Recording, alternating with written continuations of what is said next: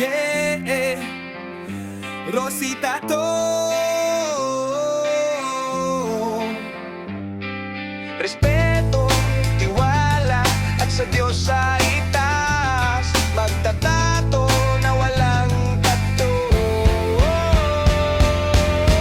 Yeah, yeah. Sa bawat guhit, puso ang puhunan, larawan ng buhay, kwento iniwan, karayom na malinis, kamay na maingat, obra sa balat, tunay na tapat, tattoo at piercing.